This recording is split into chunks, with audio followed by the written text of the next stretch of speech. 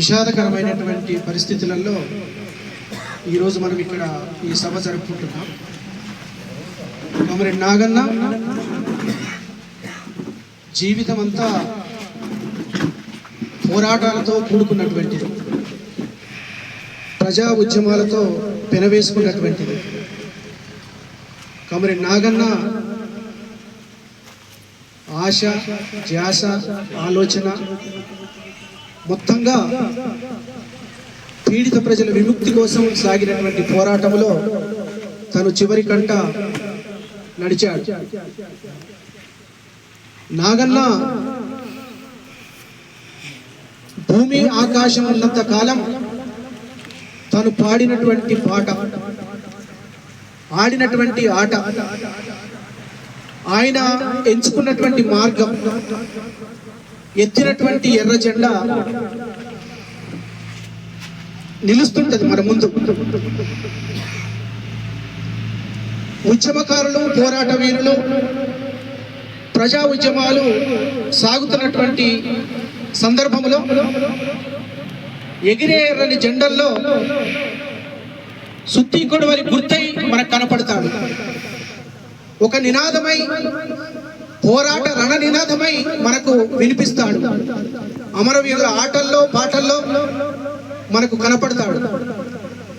అలాంటి అమర కళాయోధుడు మన నాగన్న మన నుండి భౌతికంగా దూరం అవడం అనేది విప్లవ సాంస్కృతికోద్యమానికి, ప్రజా ఉద్యమాలకు తీరని లోటు.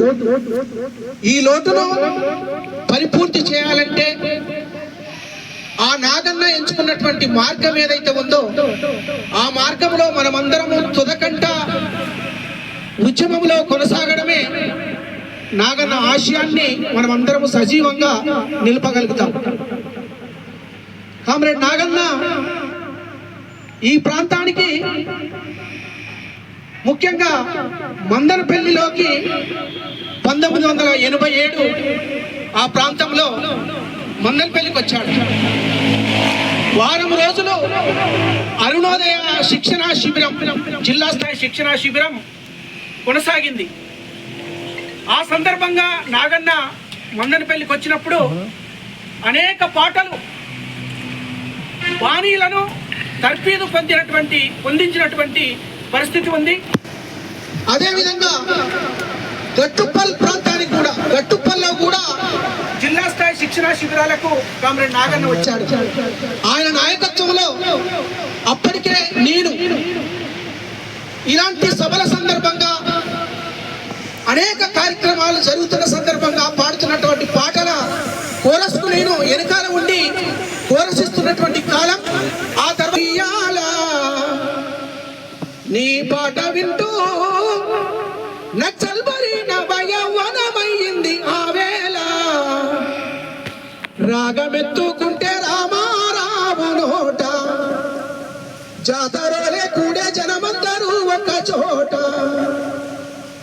సత్యమన్నా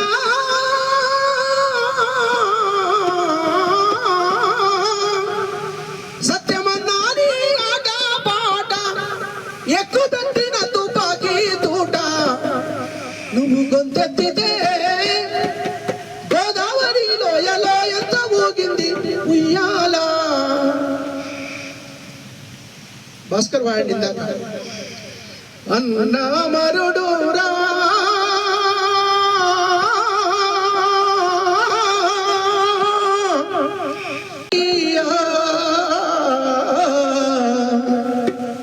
పీడిత ప్రజల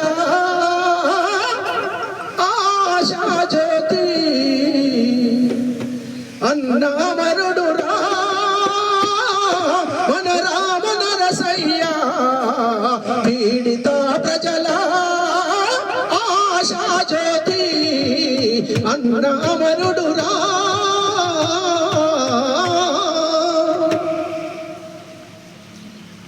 ఉయ్యాలో జంపాల ఈదో పిడికూల దొయాల, ఈదో పిడికూల దొయాల, దొయ్యాలో చంపాలా ఈ దోపిడి కూల దొయ్యాలా ఈ దోపిడి కూల దొయ్యాలా. ఇలాంటి అనేక పాటలు. చికాగో నగరాన చిందిన రక్తములో తడిసిన ఎర్రగుడ్డ ఎట్లా చేరిందో రోళ్ళగడ్డ.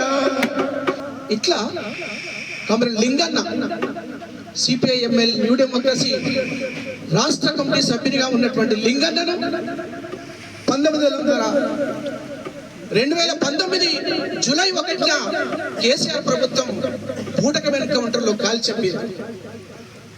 ఎక్కడి చికాగో నగరము, ఎక్కడ చిందినటువంటి చికాగో నగరంలో చిందినటువంటి రక్తం, ఎక్కడ ఇల్లెందు కుండాలలో ఉన్నటువంటి రోళ్ళగడ్డలో జెండా నిలిచింది.